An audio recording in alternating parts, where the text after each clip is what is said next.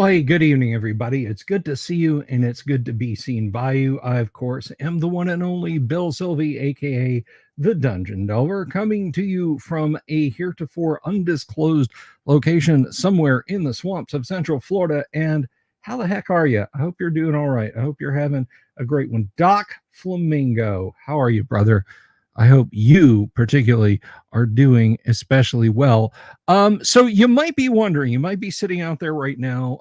Maybe you're watching over on Twitter, maybe you're watching over here on YouTube, and you're wondering, why in the heck are you starting at 8:50? What kind of weird, bizarro logic is going on in the Dungeon Delver's head? And I'm going to tell you honestly and truly. This is for our guest tonight. Paul Stormberg is going to be with us tonight, and we have a very tight window to have Paul on. So I said, I'll do all my preamble stuff before the top of the hour. You be here at the top of the hour. And as when I see you stroll into the green room, I'll just push the button and let you walk in. And we are really looking forward to that. So Paul will be along at the top of the hour. In the meantime, let me ask you a favor, folks. If you haven't already, if you have not clicked the subscribe button and the bell icon for notifications, please do that right now. We have 5 nights a week, most nights of the week, 5 nights a week. We have great content here on the show. We have live plays of Advanced Dungeons and Dragons. We play Dungeons and Dragons with Kyle at the helm on Wednesdays. Now, nominally, on Fridays, we play Gamma World, first edition. We have a lot of fun, mutating, irradiating, disintegrating. But for the month of October, every Friday in October, from 9 p.m. to midnight, we will be playing Call of Cthulhu for your entertainment. Shocktober Call of Cthulhu returns for 2024. Don't miss it. The crew is ready to roll. We've got a wonderful scenario, wonderfully horrible scenario, I might say. It's going to be a lot of fun. It's going to be a lot of fun. Don't miss that. October itself is going to be pretty darn busy. In fact, as these things go, because we not only we got Paul tonight, we've got Paul in a couple of weeks. We've got Bob Antone. We're going to have, hopefully, knock on wood, we're going to have Sandy Peterson here. We've got Aggie from Brave Alice Games, because guess what? They've got a pen and paper thing that's coming out. They've got a pen and paper adventure that's going to be rolling out. And it's for first edition AD&D. That's right. And oh my gosh, we on the 12th, which is a Saturday, I believe is it next Saturday? No, I don't think it's next. Let me, you know what? Actually, I think it is next Saturday. Do I know how to math? Today's the 3rd, 4th, 5th, so 7 days. Yes. Horror and fiction author Alyssa Hazel will be here for a special Saturday episode. It's going to be a lot of fun. I'm looking forward to having Alyssa here. Been wanting to have Alyssa on the show for a long, long time. So I'm really, really excited that we finally get to have the lovely and talented Alyssa Hazel on the live stream. I hope you guys are hyped for it too. And there's still a couple of people that I'm looking at trying to bring on the show in October. Now that's in addition to little interstitial videos, little newsy stuff I'll bring you guys as news breaks. The live plays the deep dives, all of that stuff, the Call of Cthulhu, all the guests. October is going to be a busy, busy, busy month. November, I'm hoping it's a little bit more chill, but I may have a guest or two for you guys in November. Certainly not the last Thursday, you know, because, well, we all know what that is. So, yeah, we are set to the autumn. Now, December is a different beast altogether. In December, we're gonna, you know what, we're gonna kind of, it is going to get both busier and less busy around here, because I'm going to be bringing you guys the Advent calendar, but the live streaming, not so much. Mrs. the Dungeon Delver and I, we will do a live stream, probably Christmas night, as we have done before. But also there will be a few different live streams coming, probably one a week in December. And that is because I want to give back to you guys. I want to give back to the community. So we are having a giveaway. If you're here watching the live stream, we'll do a die roll, we'll do a wheel spin, whatever. If you're here, I'll ask you, say, hey, do you want a shot at this? And you know, we'll do it. And then at like the end of the hour, I will talk about it. So like if you come in and it's like 2 minutes until we do the drawing, you can get in. I will literally just talk it up, and then we will roll, and one lucky person will get a Christmas gift from me. And maybe you're thinking, oh, you mean like one of your modules, or maybe a set of dice, or you know, a freebie thing from Drive Through RPG. No, my friends. No. A real tangible thing you can hold in your hands, may not be tabletop RPG related, but one lucky person will absolutely get a gift every week in December. I will try to get those mailed. You know how shipping is in December. I will try to get those mailed to you. So you got a little something under the tree from the Delver. Yeah. So you don't want to miss those live streams. Hey, 33K7 holding it down on the Twitter side. If you're over there on Twitter, please maybe give me a shout and say hello. So far, so good. So, and I do want to mention this. We're down to like the last minute until I bring in our guest tonight. We are narrowing in on the AD&D parcel giveaway. That is the set of first edition advanced Dungeons and Dragons rulebooks and modules, because I believe in paying it forward. So I hope, now I'm not going to tell you who I gave that to. When the individual or individuals, whoever I decide upon, get it, if they want to run around shouting it from the rooftop that they're the ones that got it, that's up to them. I'm not going to dox them. But I will tell you guys when I have decided. So, let me very briefly introduce tonight's guest. I could probably use up all of the available time we have telling you how awesome and cool and neat tonight's guest is. If you've watched a minute or two of his past appearances on the show, you know the incredible things he's done. Let me tell you guys something. When the history, the lore of not just Dungeons and Dragons, but of TSR itself was holed at the waterline, and the gun whales were swamped, and people were being pulled in a million different directions back in the early 2000s, late 90s, early 2000s. This cat was up there manning the wheel, running the bilge pumps, righting that ship. If you know anything about the history of D&D because you saw a documentary, you read a book, you listened to a podcast, you've listened to me. This is the wellspring from which that information comes. When you hear me tell some crazy sounding, no shit, there they were story about the history of TSR, it's because I heard it from this guy. Okay.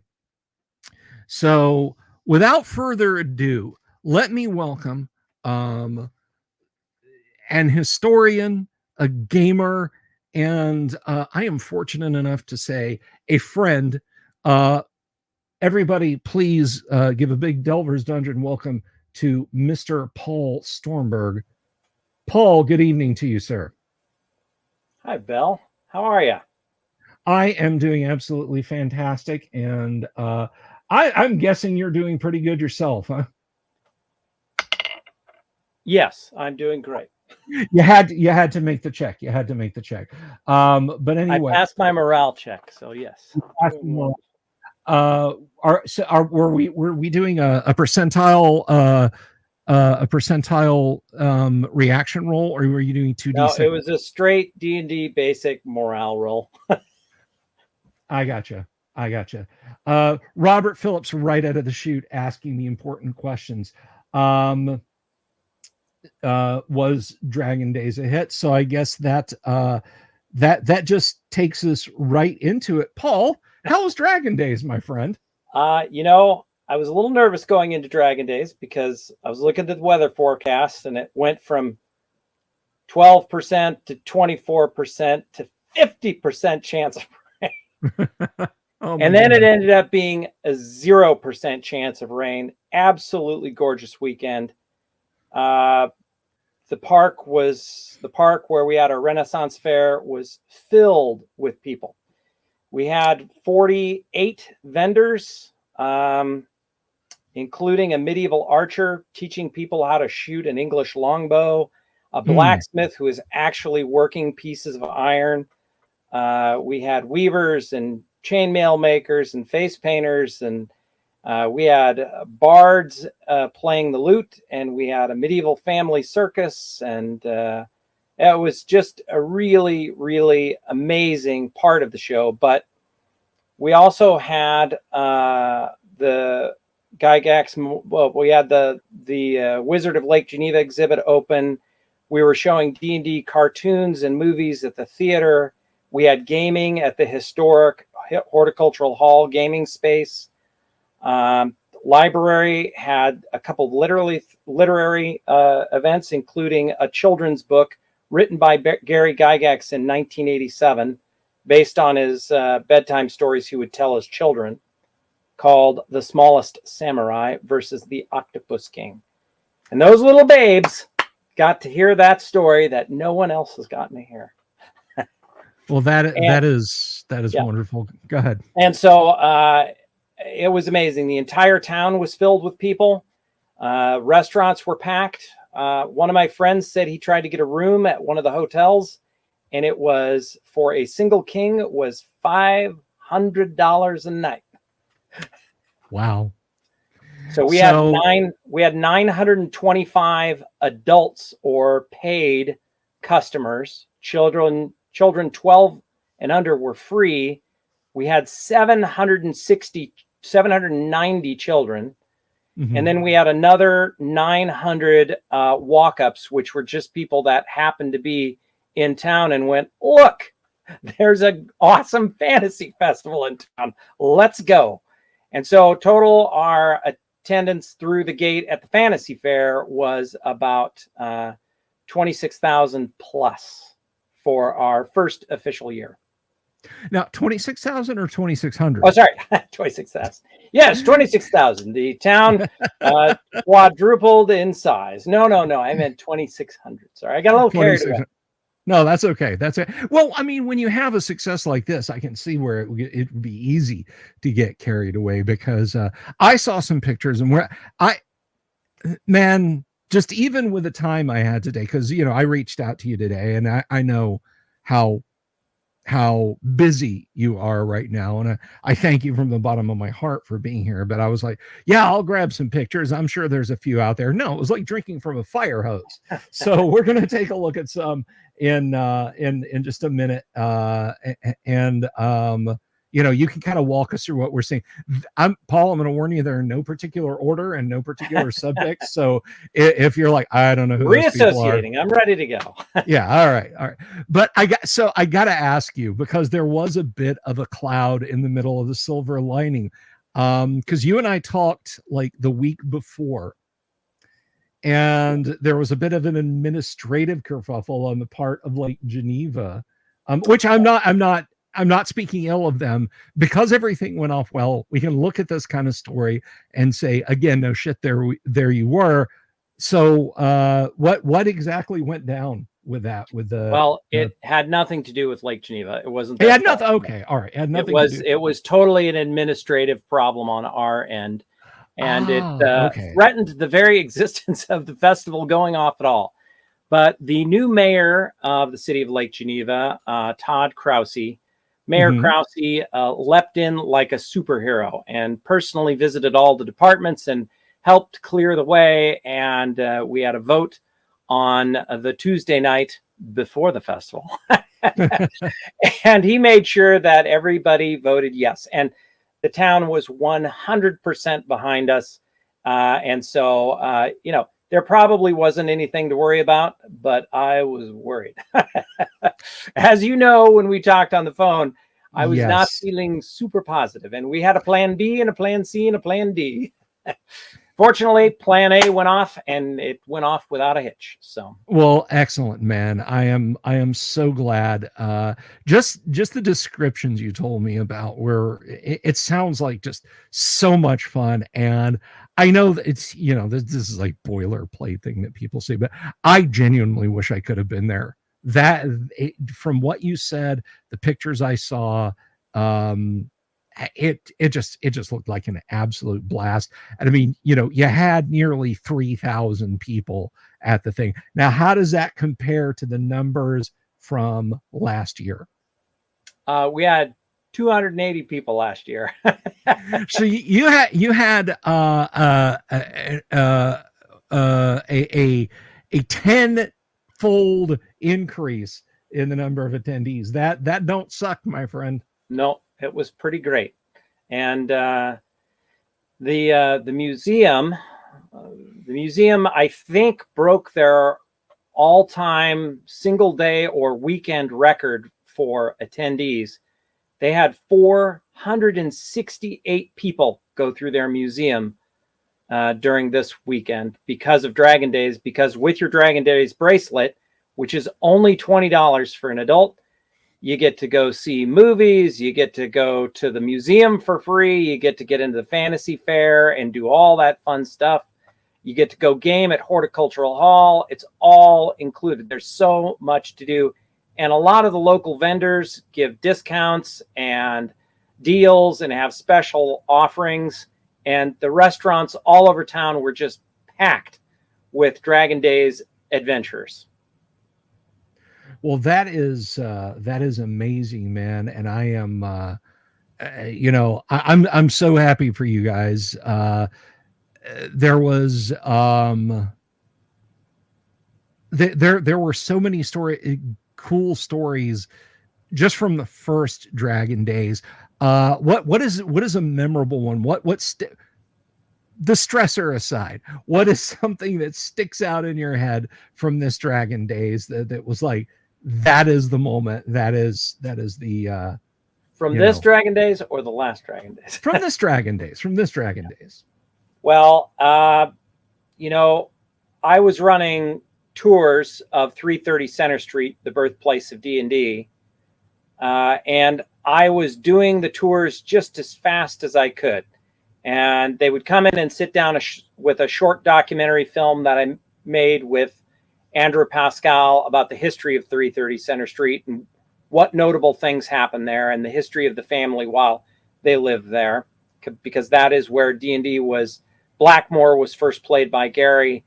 That's where he wrote the D&D manuscript. That's where he first played a game of D&D. That's where he drew up the first level of Greyhawk Castle and ran it for Elisa and Elisa and Ernie in his office. So it's where he had his sand table. It's where chainmail came to life. There's just a lot of things that happened at that house. But my tours, typically my tour would last about 15 to 20 minutes, but I literally would finish with one group at the sand table. I would run up the basement stairs to the kitchen. I'd take a swig of RC Cola. I would step into the living room and start the next one. I did that for 7.5 hours straight, putting over 133 people through the first day and 107 people through the second day. Somewhere over 240 people got to tour that house in a 15-hour period. So nice. And nice. The nice part was that somebody came in and said, Paul, there's a line from the front door down the block to Horticultural Hall.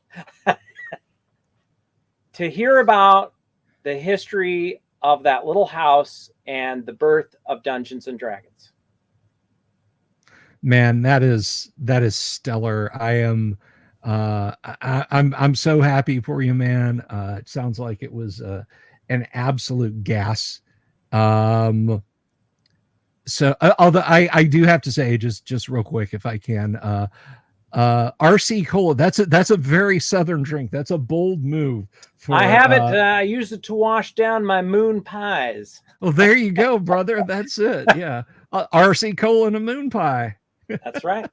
I'll have you saying roll tide before too much longer. I was in the Army. I experienced all sorts of things. I had one guy from, I think he was from Kentucky, who referred to it as Dopa-Cola.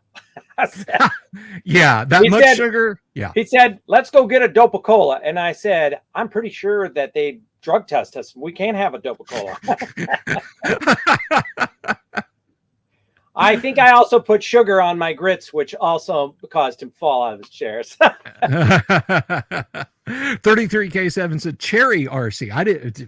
There's a delicacy right there. I'm more of a Dr. Pepper guy myself, but RC is my standby as well. Well, once you come down south of that old Manson-Nixon line and visit me again, Paul, wherever you go, you can ask for a Coca-Cola. You'll get whatever cola they've got to serve. But if you just go in and say, hey, let me get a Coca-Cola, Pepsi, RC, Dr. Pepper, Mr. Pibb, root beer, whatever, Coca-Cola is kind of our standard. And that guy said, I suppose you call it a pap. Real derogatory way, too. As he should. I was like, I'm sorry. I'll pick up the lingo anytime now. But as you say, you speak Army, so you have all dialects. Right. But I actually used to have a pretty thick Southern accent for many years in Florida, and then I ended up working in a tourist shopping mall down on the south end of Orange County, and 300 days a year, average about 6.5, 7 hours a day, just hammered the accent out of me.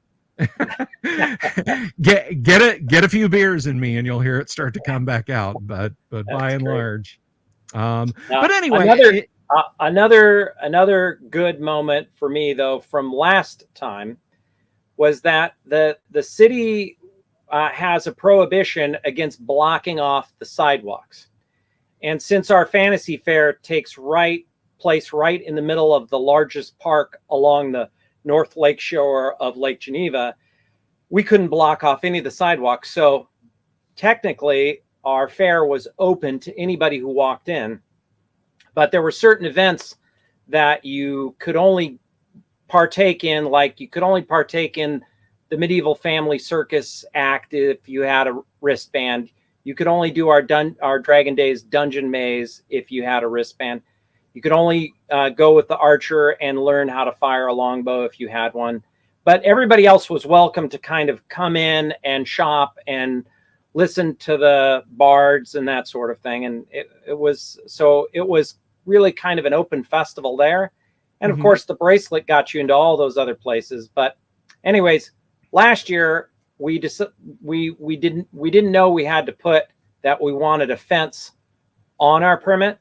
So I came up with the idea that we would order a bunch of hay bales and make a low-key boundary to kind of keep people where we wanted them in the festival. Sure. But then my fevered Paul Stormberg brain said, you know what we could do? We could make a hay bale castle. And in that castle, we could have a dungeon maze, and then kids could go through it and play D&D in the dungeon maze.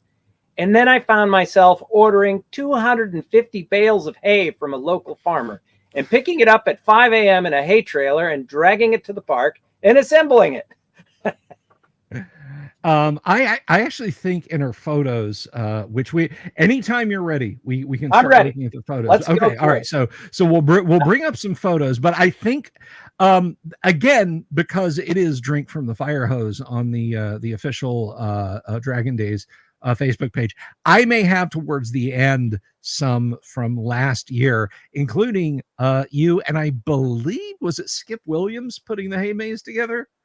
Well, I'll have to see. I don't know. Okay, we'll have to Skip see. Did not help with that. Skip's too smart for that. I see. So here we go. We're just gonna, and again, Paul, these are just kind of random. So you know, if this group, Old Owl, they have a set of Holmes basic dice. Do you see the kind of I don't know, what is it, dodecahedron right there? Let me, you know what? I can actually zoom in on stuff here. So, yeah, so that whole shape there, they basically have the Holmes basic dice made out of wood and then painted the correct colors. You know, orange, blue, green, yellow. And they're giant, Bill. They're like, I don't know, they're like 12 inches across, each of them. And they're just amazing. And they were selling those things like hotcakes. Oh, that's wonderful. That is so you might see a picture wonderful. Of them as you go through. Okay. I actually did not, when I was flicking through looking for good stuff, I would have grabbed that. I absolutely would have grabbed that. But what I love about that idea is, like, so you and I are of a particular age, Paul, and our family's houses, or our friends' families' houses, the moms had like the tchotchkes on shelves, right? The big glass bulbs with a candle in, crystal knickknacks, that sort of thing. We have now reached the ascendant point where mom's weird knickknacks are Dungeons and Dragons dice, and I think that's absolutely awesome. Well, all right. When my mom and dad moved out of their home that we kind of grew up in, one of the things my mom was, she had a brass crystal ball holder with 3 dragons that held the crystal ball. I don't know why the heck my mother had this thing. But when my parents asked me what was the one thing I wanted out of the house, I said, I want that crystal ball. Yeah. All right, here we go. So next we have I guess tiefling kind of guy going on there, and happy looking fellow. That kid said none of his friends could go, and he was really nervous to go in costume by himself, because this is basically our first year. He said he showed up and everybody was so kind and thought his costume was so awesome, and he received so much support. He said it was just a really great, positive environment. Well, that's great, man. That is awesome. All right, next up, we got a nice aerial shot here. I'm going to zoom down just for a hot minute in on the maze. This is what Paul's talking about, the castle dungeon maze that you've got going there. So everybody screenshot that, and hey, bam, free dungeon map. Yeah, you know, everybody who walks up to it says, your maze doesn't have an exit. It's a dungeon maze. Dungeon mazes traditionally have one entrance, and you have to get your treasures and get back to that entrance. Yeah. But people were just totally dumbfounded by that. They go, oh, like it was a completely alien concept to everybody who didn't play D&D, of course, but they're all like, your maze is broken. Your maze is broken. It's okay. that is hilarious. And then somebody said, all the paths lead to dead ends. I go, no, they don't. They all lead to boss encounters and the big treasure haul. There you go. They didn't get that. They didn't understand that at all. Oh my gosh. All right. This is kind of a longer shot there. And you go, so I'm gonna pull this over here. So you're all the way out here at the far pointy end. Right. All the way over to here. So yeah, this is no small thing. Bill, we have so many vendors that wanted to get in for next year that if you keep panning over to the left, I'll tell you when to stop, where it's going to go next year. that is whoever took this absolutely gorgeous. It goes about another 300 yards to the left. The fantasy fair will be through the entire park. It will be like a medieval woodland over there. This purple pavilion here that I'm hovering over with the mouse pointer, we just keep going and going past the photo. That is excellent, man. And next up, we have somebody performing on stage. What's going on here, Paul? So we had this awesome costume contest. Okay. We said that we were going to have a costume contest 3 p.m. on Saturday and 3 p.m. on Sunday. And we had 30 people for the first contest. And I think we had over 30 for the second contest. Wow. All the way from 4 or 5 year olds all the way up to 60 or 70 year olds. And we had whole families dressed in costume. We had them dressed as the Fellowship of the Ring. We had them dressed as the Sword of Shannara sort of adventurers together. And the whole family was dressed. And these weren't just Walmart costumes. These were like, the guy dressed as Legolas looked like he had real leather armor and everything. But they were all over town in these costumes. But so that's our step and repeat banner. Everybody stood up there, took a photo, and then the legendary game designer Harold Johnson was our MC and introduced each of them. Excellent. Hey, yeah, I wanted to ask you about this. This is we have the classic Morgan Iron Wolf character sheet. This was in and amongst the photos. Where was this at? At Horticultural Hall, we had 4 tables dedicated to be walk up and learn to play D&D for people that had never played D&D before. And we had about 100 people go through that over the weekend.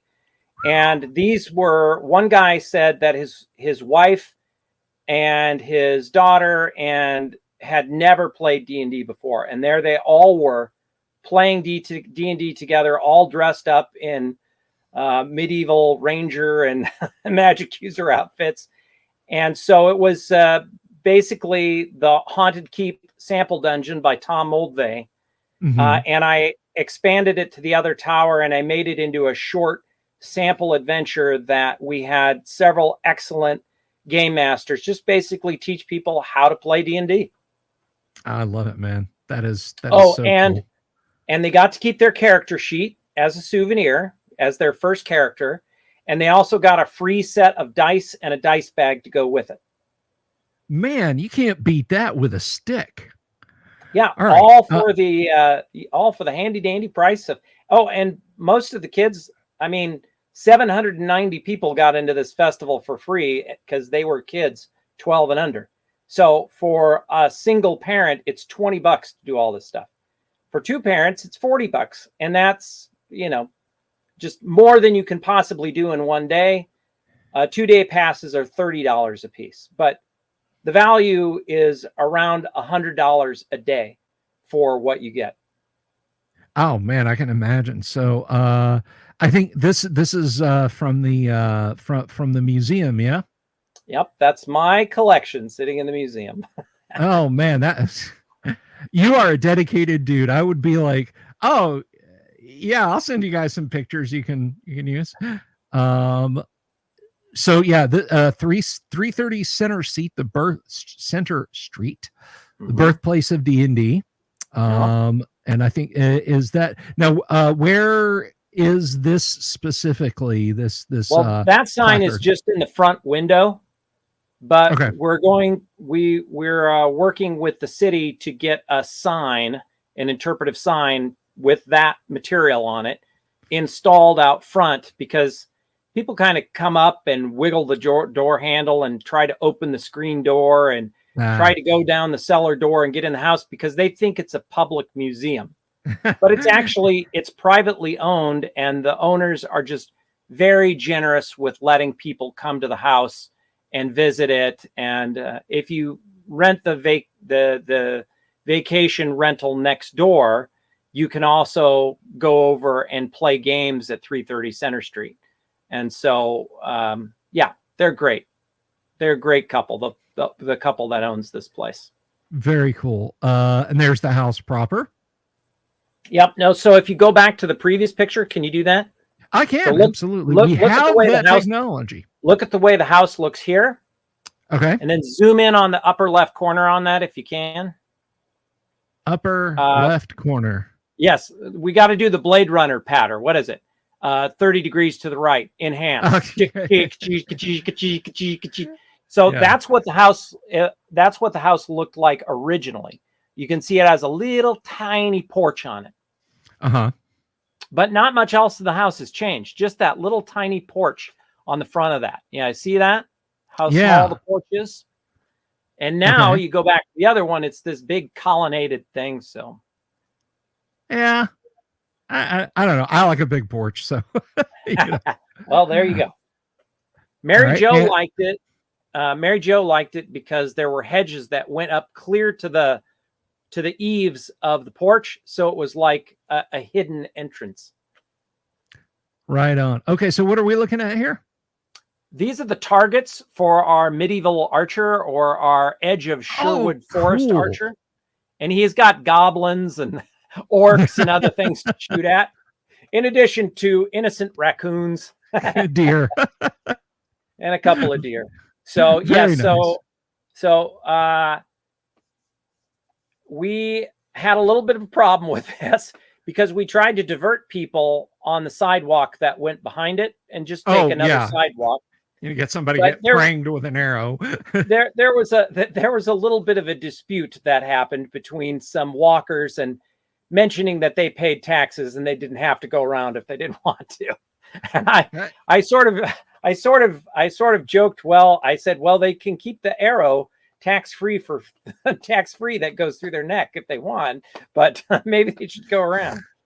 But then right after I joked that on the phone to the fair director, I heard an ambulance go roaring down the street right next to me. And I thought to myself, oh Lord. But I'm guessing no one got perforated. No one got perforated. The archer who does it for us, Hoonigan Archery, it's called. Mm-hmm. He is amazing. He's accredited. He's got insurance. He works with special needs kids and groups and disabled kids, and teaches archery. He's just an amazing guy, and his whole family travel around the country, and this is what they do. They teach archery to children, and it was amazing. We had a huge line to get in to try the archery for this event. Excellent. A quick question. Wave of Mutilation says, what's the oldest character in D&D still being played today? You know, is Ernie still running any of his characters, or? No, let me think about that for a moment. Well, I tell you what, I don't know. I'll have to think on that one. That's a great question. I'll stick that up on the screen, and we'll come back to it. But we're gonna roll through these pictures. All right. Horticultural Hall, yes. Yep, that was when we were just beginning gaming. By the end of the day on Saturday, it was absolutely packed with people. We had vendors in there as well, selling maps and art. Jeff Easley was in there selling some of his art. Heidi Gygax was in there with Gaxland, and he and Gary, Eric. Eric, thank you. Eric Garland were there. and there's a great picture in here that shows Eric and Heidi playing their new what is it, Dragon Races? Yes. And I don't remember if I grabbed that one. But in any case, they are with a big group of gamers, and they're having just the time of their life, laughing and joking. And in the background at the Gaxland booth, you can see her daughters. And they're just sitting there, and they have the worst bored to tears look on their face I've ever seen on a child. Oh no! So they're working while mom and dad are playing. It's generational, because Heidi has told me about spending summers in the I know in the attic packing game boxes. It's just a Gygax family thing. Right. If you're at a game convention, you have to work. Yep. All right. So next up, we have I am not sure where this board is. That's one of the map makers in our in Horticultural Hall, and he has some incredible maps and original sort of game materials. Just has an incredible collection of stuff. Very cool. Yeah. So. All right. Next up, and now here's I read the blurb with this. These were a couple of performers. Yes. Yes, the lady on the left runs the Dinder Family Circus. Okay. Which is a fun sort of interactive circus where, they get you up there, twirling plates on a stick and holding those up while they do all sorts of things. It's kind of a comedy sort of circus routine, tumbling and acrobatics and tricks. And the man on the right is Dan the Magician, and he works with the Dinder Family Circus, and he does magic tricks and a lot of crowd participation. Very popular at Dragon Days. Excellent. Now I have a better shot of this banner, but keep that, or the gate rather, but keep that in mind, because hopefully we will find that better shot. Here's one of the vendors. Another one of the vendors. I'm not sure if you know who those folks were, or there was 48 of them. So I didn't work with them directly. We had a fantasy fair director, Kevin Maurice, that was in charge of all of those. And in fact, Bill, I was not down at the fantasy fair during the entire festival, so I had no idea what was going on. Boo. That's a shame. As was evidenced by my worry over the ambulance. Yes, sorry, I didn't. That's all right. There we go. And more Horticultural Hall. Yes, that's one of our vendors there. All right. Welcome. Is that on the doorway at 3:30? Yes, that is correct. Yolanda, the owner, just picked that up. A lovely piece. Somebody playing. That is Dan the Bard, and he tells jokes, tells stories, plays the lute, and there was a huge group of kids and families all sitting on hay bales around the stage. The stage is basically the back patio of the library. It's a beautiful setting. Very cool. Let's see. Just a longer shot of the same. Yep. Right. Some more vendors there. Mm-hmm. Tomb of the Dundle Chief. This was in there. I just wanted to point out this is a pretty good module, and I am told that a very talented person converted it to first edition for Gaxland. Nice. But you'll have to buy it and find out, won't you? And there is the Haymate. So I think we're kind of coming to the end, and you can see by the color of the sky and the dampness on the ground, this is actually from last year. Early in the setup process when you guys were putting up the maze, and there it is under construction. And who do we have there? That's me. That's you. That's me hauling hay. That's you hauling hay, looking for all the world like the Heavy from an Indiana Jones movie. So look in the background. Do you see that giant trailer in the background? I do. That thing was full up about 3 or 4 feet above the top rack. And at the end, when we had to put all the 85, because a hay bale weighs about 35, 45 pounds, somewhere in there, depending on the hay, right? But this was actually straw, so it was a little lighter.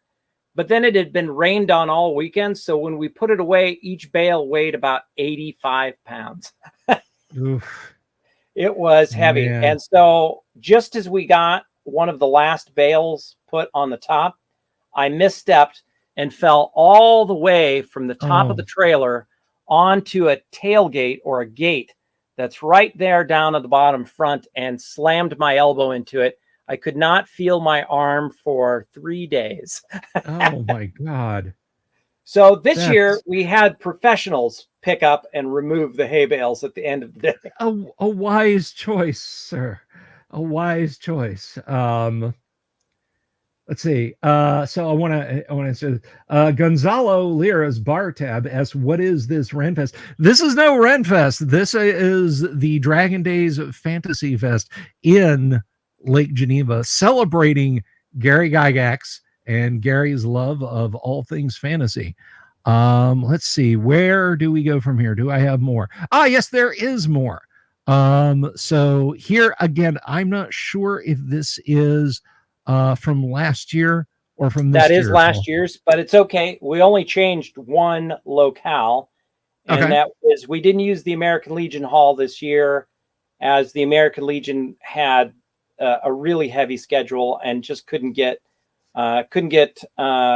their membership lined up to get the hall ready in time. So we had to pass on that this year, but we plan to go back there next year because they have a bar. So we're going to have adult gaming over at American Legion Hall and have something for the war gamers to wet their whistle as they shot down aircraft from the clouds above. Advanced Dungeons and beer pong, kids. That's right. Live it, love it. Oh, I forgot. We added a new event at the library this year called Pixels and Programs, which was a Dungeons and Dragons going all the way back to Colossal Cave Adventure and coming forward into modern multiplayer online games. And the guy had Atari systems, NES systems. He had Intellivision. He had all these old systems. Cloudy Mountain and Treasures of Terramin. I wanted an Intellivision just for those games. There was a 10-year-old dressed as Link from the video games playing Cloudy Mountain and Treasures of Terramin. That's pretty awesome. And that was in the library. That was a good event. That was put on by the Midwest Gaming Classic.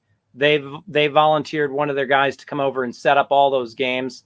It was pretty cool. That is pretty cool. So that is all I grabbed. Was there anything that you had that you wanted to share, Paul? I do not have anything to share because I have not even had time to look at this stuff.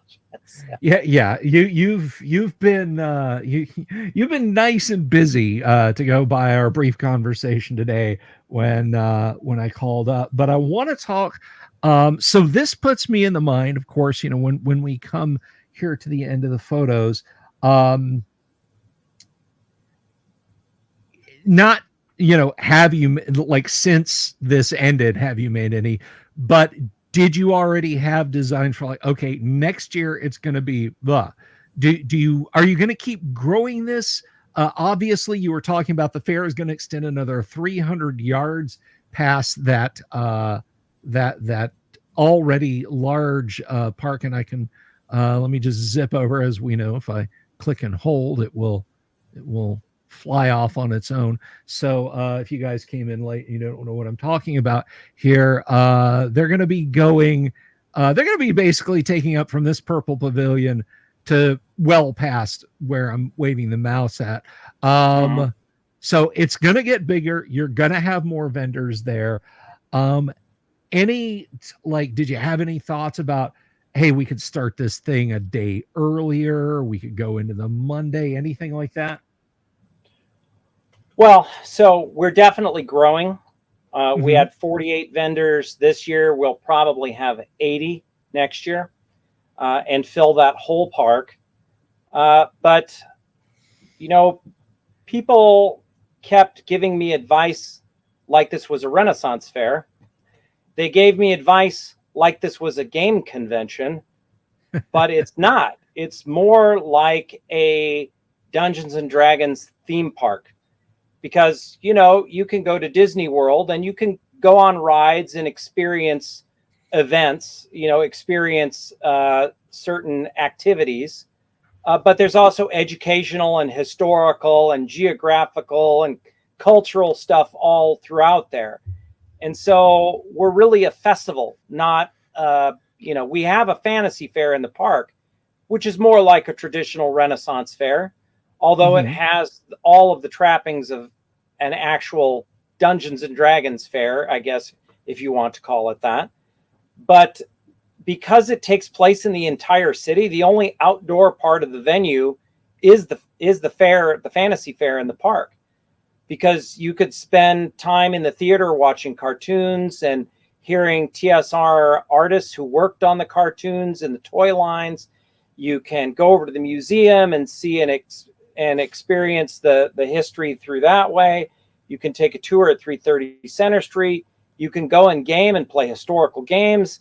And we had the 50th anniversary of D&D display there, which showed the history of the creation of the game, starting on the right with Dave Arneson being born, starting on the left with Gary Gygax being born, and then their slow progress together as they had their parallel game aspirations, design, gaming groups. They even had the same briefcases. And when I had to figure out what the combinations for the briefcases were, both Gary and Dave used the same technique for coming up with their combination. So when I figured out Gary's, then I was able to figure out Dave's without even experimenting, because I figured out how Gary had done it. I guess that maybe Dave had done it the same way. But anyways, that finishes with their typewriters that they used to type their parts of the manuscript, and it finishes with the Dungeons and Dragons game being published in 1974. And so this whole thing is, I don't know, it's like D&D Disneyland, I guess. And we hope to keep growing. Our only limit is the town. I don't know if you've heard of the Lucca Game Festival in Italy. I have not, no. They have an attendance bill of 250,000 people. That's a few people. So you can go anywhere in the city and sit down at a cafe, and they have board games and role-playing games and whatever going on. Wow. It's not just a convention center. It's not constricted to one building. It's just all over the city. And so they got 250 million people walking through the city, going to various sites for outdoor stage performances or indoor movies or outdoor musical events or whatever.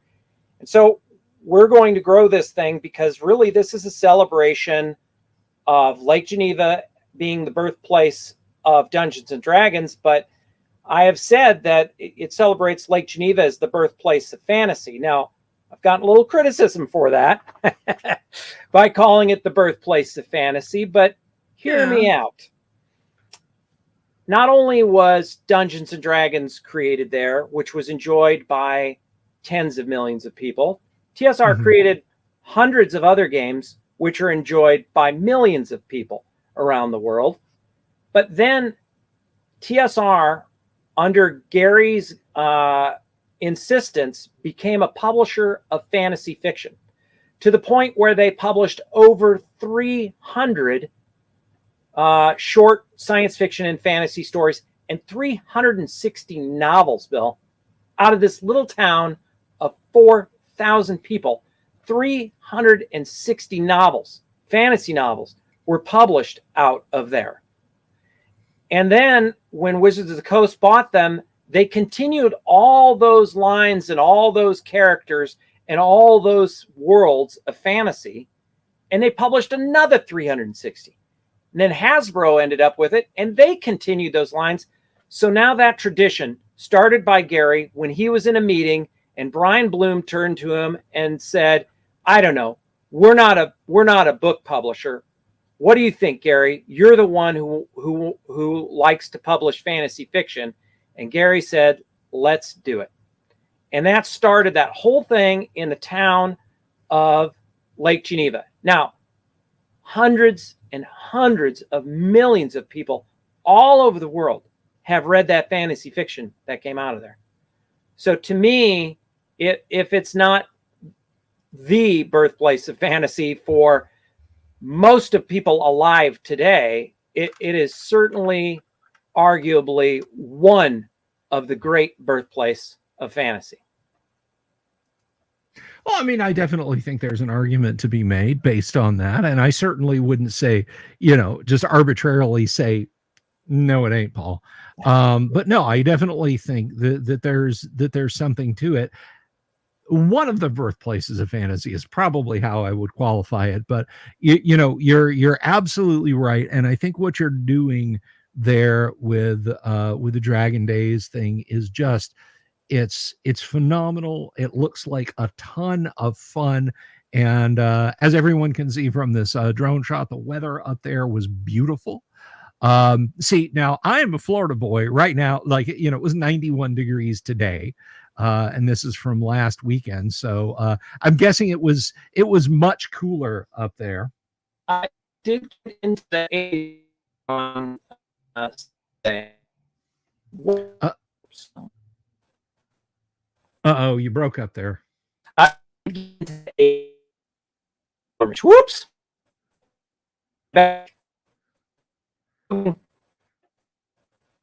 We're hitting some snags with your audio, Paul. So can you hear me now? Yeah, we can hear you now. It got into the 80s. It got into the 80s. Okay, all right. So it was nobody needed a jacket. That's awesome, because I still think of the hilarity of arriving there in March of 2023, and it's like, yeah, it's in the like the upper 40s, lower 50s. This is like Florida winter. We can handle this. 18 hours later, a foot of freaking snow on the ground. The hell is with those Wisconsinites?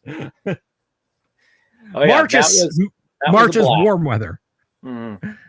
But no, this looks absolutely lovely, and you really hit one out of the park, or I guess I should say you hit one into the park. Ah, nice. But I know time is your enemy. So with some of the time that we have left, I do want to pick your brain about something else, and that is you guys have a Kickstarter launching soon. We were talking about that today. Yes. You have that Kickstarter launching soon. It's Kickstarter's doing what Kickstarter do in preparing to pull the trigger on it. But when that goes, you give me a date. Okay. And you will be on the show, and we'll do a full pitch on the Gygax Memorial, because you talked about it some the last time. You talked about it a lot the last time you were on the show. Sounds absolutely phenomenal. That bronze gaming table you guys are going to have going, the tiles, the name tiles that you're going to have set up. I don't want to give too much away, but I do want you to come back and talk to us about that. Certainly. Excellent. And I appreciate the opportunity to share it. By the way, the Gygax Memorial Fund is a nonprofit organization in the state of Wisconsin, and this festival is a nonprofit organization.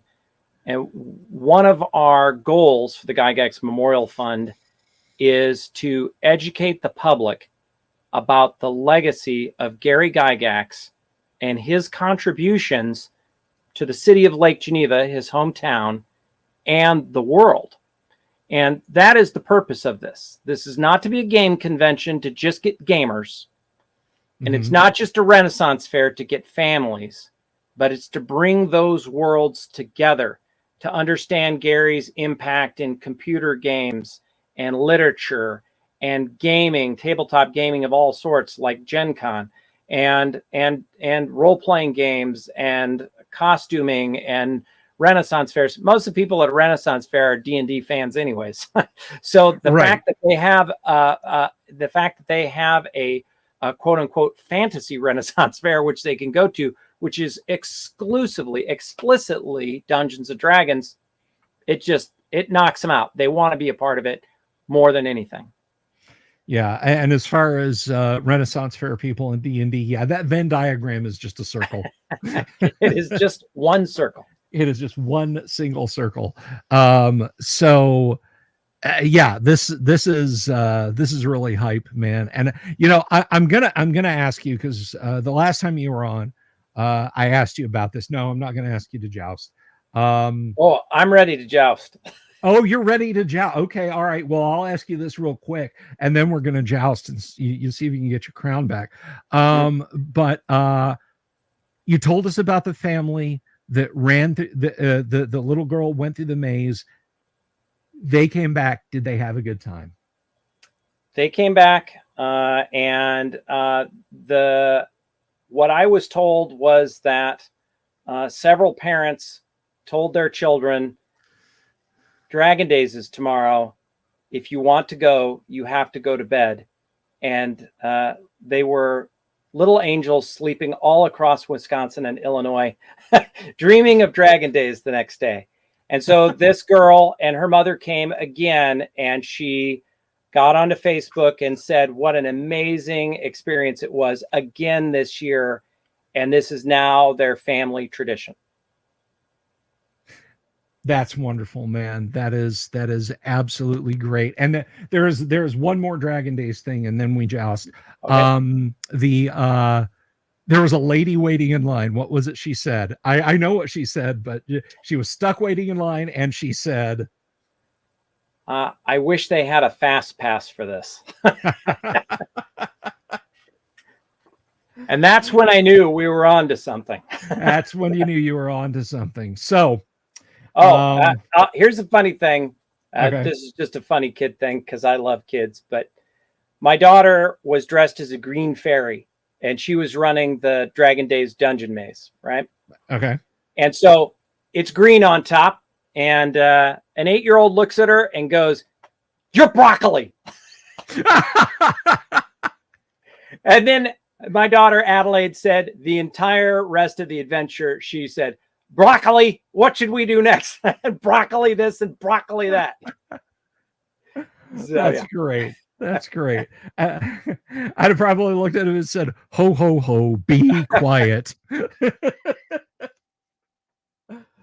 Either Paul thought that was really funny or he froze again.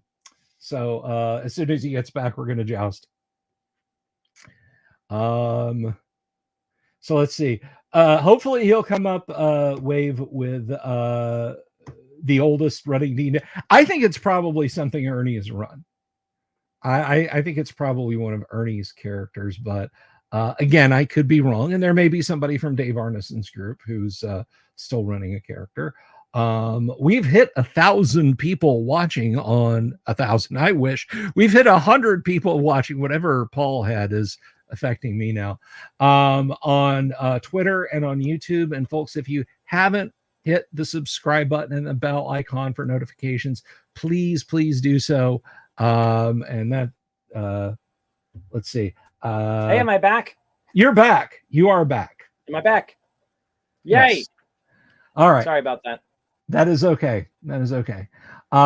So Paul, this is for all the marbles tonight until your next visit. Are you ready to joust, sir? I'm ready to joust, Bill. All right, Paul, I have my aiming point. Wait. We have to go joust, and then we have to do this.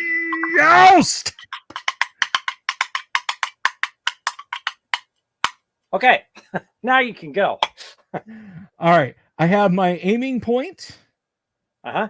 And I have my let's see, I have my defense here. Are you ready, sir? I am ready. All right. What is your aiming point, Paul? My aim point is Fess Pale. Fess Pale. Okay. My defensive point is Lower Helm. So break lance and unhorsed. Ooh, 7 points, Bill. Sorry about that. Oh, ow. I took a couple Tylenol before the show tonight. Oh my gosh. Okay. Thank goodness. I'm going to feel All that right, one in the here morning. I come. Ready? I am ready. My aim point is Fess Pale. Your aim point is Fess Pale. My wait. No, you got to tell me what your aim point is. Wait. My aim point is Chief Pale. Oh, Chief Pale. Okay. So Chief I chose Pale. Lean Left. So what's that? Lean Left, Chief Pale, glances off. Oh, just 1 point, Bill. Clang. Okay. All right. Third time pays all. Okay. All right. Let me think here.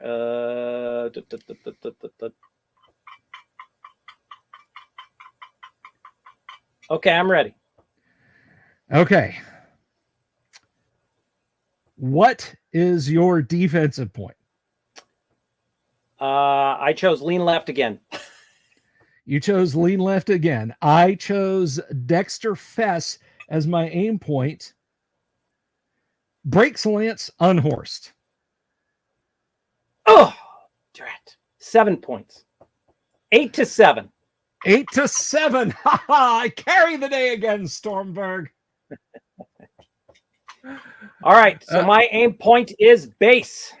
Your aim point is base. All right. And my defense is steady seat. So your aim point. Did you say Chief Fess? There's no such thing as Chief Fess. No, I didn't say Chief Fess. I thought you said Chief Fess. Let's go back to the video. I did not say Chief Fess. I said Dexter Fess. Dexter. Anyway, all right. Anyway, so steady. And I chose Lean Left. That Lean is left, a miss, check. Bill. That was a miss. Okay. All right. So it's still 7-1. I'll take a written retraction of the gloating. All right. I will I will de-gloat at an appropriate time. That's fine English you got going there. Hey, it is a perfectly cromulent word that embiggens everyone's vocabulary. Love it. Grandiloquent even. Grandiloquent. Okay. So anyways, base versus what? Base versus steady seat.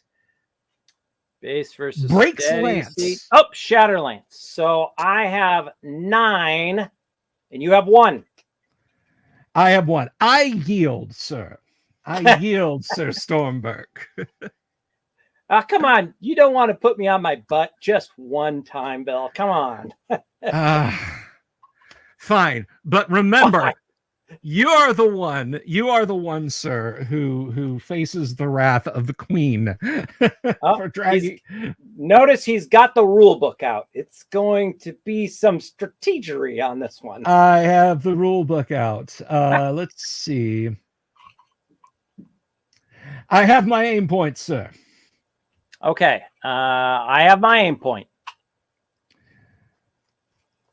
All right. I'm thinking about my defense. Just a minute. Okay, and I have my defense. Okay. What is your defense, sir? I choose shield low. Shield low. I chose Sinister Fess. Glances off, but opposed. Alas, it was an honor to win against you, Bill. And it was an honor to lose against you, sir. Paul, it is always an absolute pleasure to have you here. I'll see you in just a couple of weeks when the Kickstarter goes. So, did you? I'm headed up to Arnicon tomorrow. That's right. That's right. Did you think of an answer to Wave of Mutilation's question? I think it's either one of Dave Arneson's group or possibly Ernie Gygax. Yes, the Dave Arneson group, they were still getting together and running characters, but I believe Ed Greenwood played Elminster in an online game, and that's a pretty old character, Elminster is. But yeah, Ernie's not playing Tensor, Rob's not playing Robilar, Menard's not playing Gronan the Barbarian. The Robilar thing may change, but I'll talk to you about that at some that'd point. be great. Well, there you go. Then I would have an answer for you. Yes. So sorry we couldn't be more direct, Wave of Mutilation, but Paul, again, thank you. And by the way, happy anniversary. Thank you. 31. 31. 31 years. That's a minute or two. Well, listen, my best to your lovely wife, and we will see you next time. Okay, my friend? Thank you, Bill. I appreciate it. Take care. You're very welcome. All right, folks, that was the one and only Paul Stormberg. And what can I say? I got unhorsed so many times. I'm a little stiff and sore. So I'm probably going to head out of here and hit the mead hall. Listen, thank you, everyone, for being here. Wave said, how old is that? We're talking about 50-year-old characters, 50-year-old PCs at this juncture. But anyway, I'm going to cruise on out of here, everybody. Thank you. Whether you watched over on Twitter, whether you watched here on YouTube, folks, I do have to warn you that it being fall is hibernation season. And please put your garbage cans away, because any half-empty beer bottles or cans will be scavenged by the dreaded owl bears. Peace. Good night. Love you all. Have you seen my owl bear?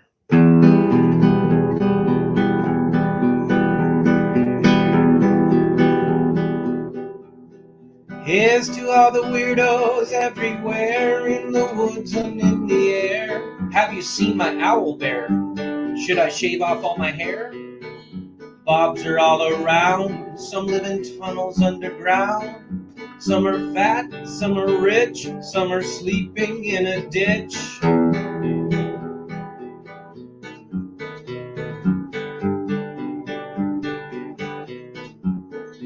Can you ride a crooked horse without a saddle, way off course?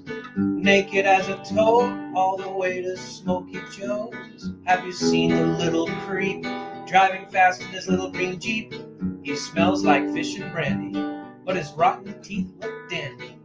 Take me to the show, I don't care if fast or slow. From action flicks to dancing dicks, just take me to the show.